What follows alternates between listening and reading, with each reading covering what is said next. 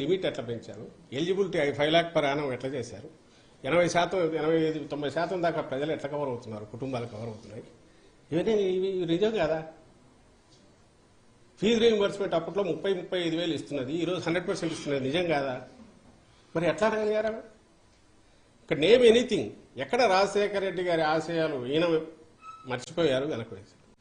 ఆయన మరింత పదునెక్కించారు, మెరుగుపరిచారు, వాటిని వ్యవస్థీకృతం చేశారు, ఇంక్లూడింగ్ డెలివరీ సిస్టమ్ కిందికి తీసుకెళ్లారు. నేను ఇది ఎక్స్ప్లెనేషన్ లాగా ఇవ్వట్లే, ప్రజలకు చెప్తున్నాం. ఆమె అనే మాటల్లో ఆమె మిగిలిన వాళ్ళు ఎలాగో అంటున్నారు. ఈరోజు ఈ కేవలం జగన్మోహన్ రెడ్డి గారి చెల్లెలనే ఏకైక అర్హత, రాజశేఖర రెడ్డి గారి బిడ్డ జగన్మోహన్ రెడ్డి గారి చెల్లెలనే ఏకైక అర్హతతో సోనియా గాంధీ వాళ్ళు తెచ్చి ఈ పోస్ట్ ఇస్తే అక్కడి నుంచి ఇక్కడికి వచ్చి ఇమ్మీడియట్ మొదలు పెట్టి రోజు రోజుకు అటాక్ పెంచుతున్న దాంట్లో ఇంత అబద్ధాలు కనపడుతున్నాయి. ఇవి ప్రజలు గమనించాలి, ప్రజలకు చెప్తున్నాం. ఇంకో విషయం కూడా చెప్పదలుచుకున్నాం. షర్మిలమ్మ గారికి సంబంధించినంత వరకు 2.5 ఏళ్లు పార్టీ అక్కడ, నాకు తెలిసి 2.5 ఏళ్లు తెలంగాణలో పెట్టేట్టున్నారు, వైఎస్ఆర్ తెలంగాణ పార్టీ. సరే, ఆ స్టేట్కి వెళ్ళారు, పార్టీ పెట్టారు.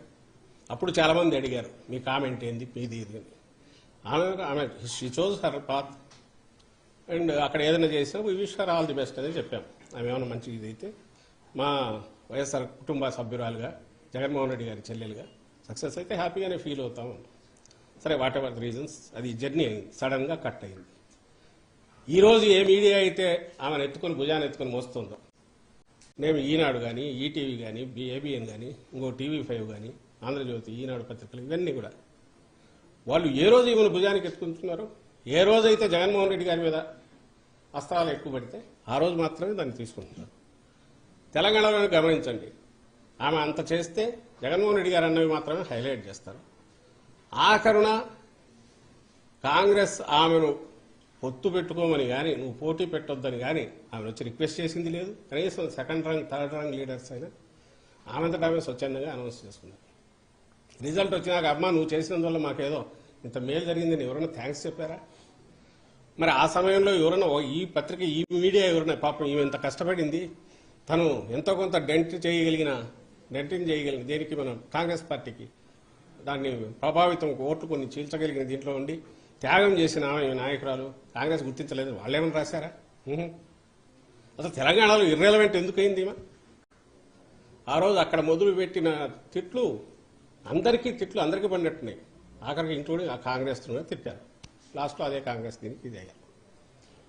ఆ తర్వాత అక్కడ పార్టీ ఇది మూసేశారు. అక్కడ నుంచి ఇక్కడ తెలంగాణలో ఈమె నిజంగా కాంగ్రెస్ కోసం ఎందుకు తిరగలే? కాంగ్రెస్ పక్షాన టీఆర్ఎస్ నిరంకుశమైన దీన్ని ఇచ్చేయాలనుకున్నప్పుడు కాంగ్రెస్ పక్షాన్ని ఎందుకు తిరగలేదు? న్యాయమైన ఇది ఉంది అన్నప్పుడు కాంగ్రెస్ని తీసుకురావాలనుకున్న దాంట్లో తన రోల్ ఎందుకు ప్లే చేయలే? ఆ రోజు వాళ్ళు ఎందుకు అడగలే? ఓపెన్ గానే వద్దు, మాకు వద్దు, ఇక్కడ ఉండాల్సిన అవసరం లేదు వాళ్ళు ఎందుకు చెప్పారు? చెప్తే ఎందుకు సహించారు? ఈమె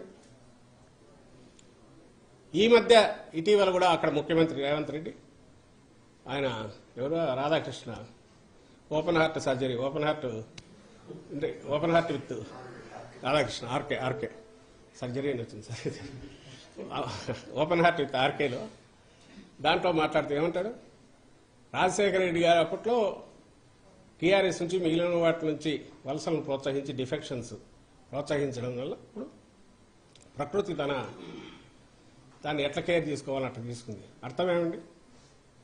అంటే ఆయన మరణించింది దానివల్లనే కదా. వేరే మీనింగ్ ఏమొస్తుంది నాకు అర్థం కావట్లేదు. ప్రకృతికి ఈ డిఫెక్షన్స్ సంబంధం ఏముంది? ప్రకృతి ఎక్కడ వర్షం పడి ఆగుతుంది పంటన అయిపోవడానికి?